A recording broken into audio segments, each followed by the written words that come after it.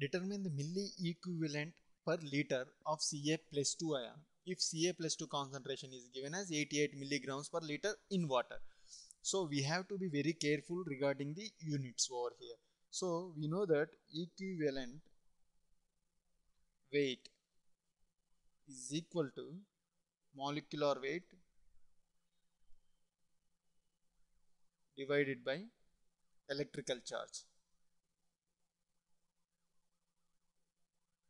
That is equal to molecular weight of Ca is 40 divided by electrical charge is 2. That is equal to 20 grams per equivalent weight.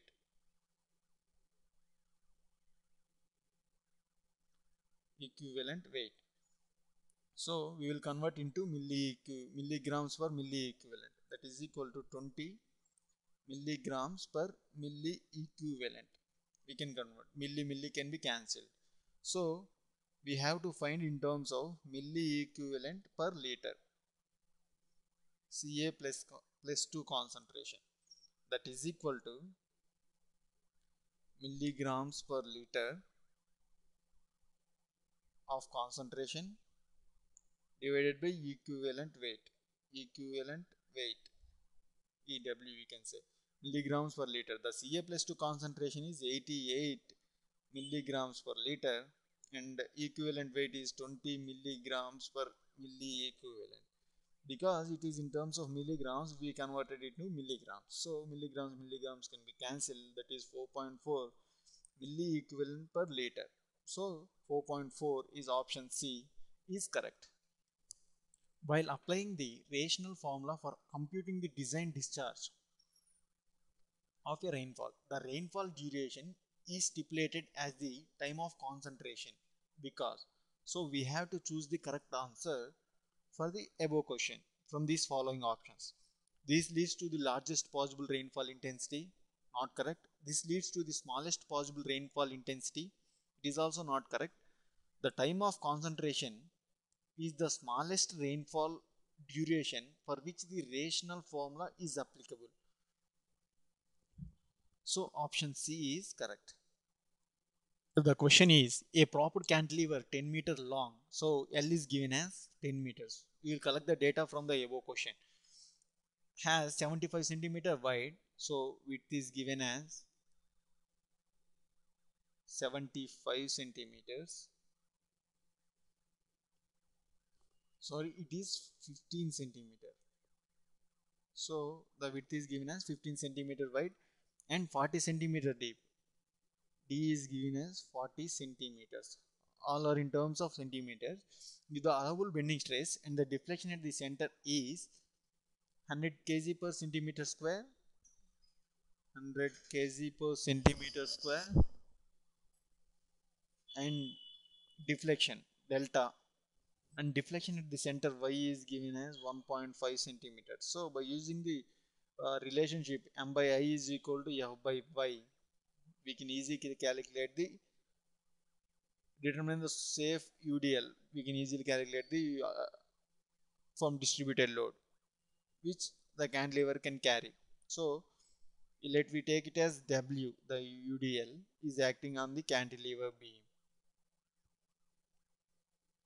WL moment WL power 4 by 8 BD cube by 12 is equal to F by Y. WL is 10 power 4 by 8, B is 15, D is 40 cube by 12 is equal to 100 by 1.5. So W we can get it as 4260 kg per centimeter. So 426 kg per millimeter, right? So 426 kg per millimeter.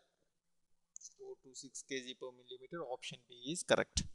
The question is, in a leveling between 2 points A and B on opposite banks of a river, the level was set up near A and the staff reading on A and B were measured it as 1.285 and 2.860 meters respectively. That means if the leveling reading is less, means it is at higher level. We know that because the readings are starting from the bottom, so we came to know from these readings A is at higher level. So the difference at A, the staff near to A, near to A difference is 2.86 minus 1.285, that is 1.575, and A is higher because A reading is less. So the level was then moved and set up near B. So the level is set up at B. It is river and this is B and this is A. Once it is set up over here and once it is set up over here and the readings were seen.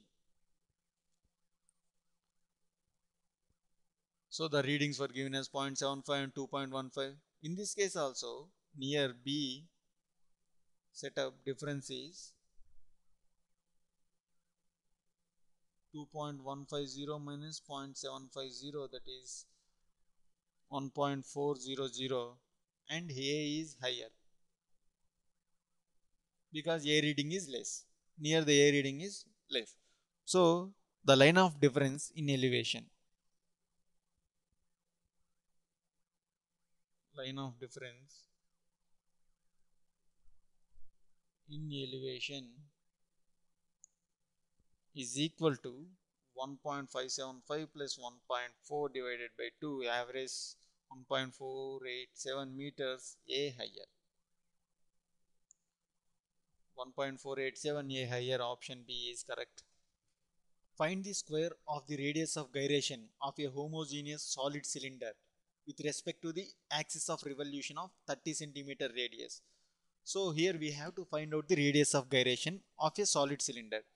We know that in case of homogeneous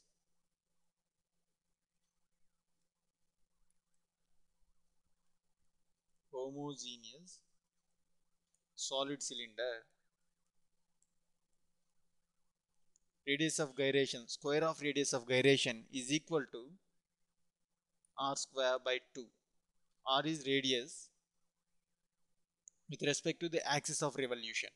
So k square, we have to find out square of radius of gyration, that is k square, and r square is 30 square by 2, that is 900 by 2, 450. So option A is correct. Calculate the value of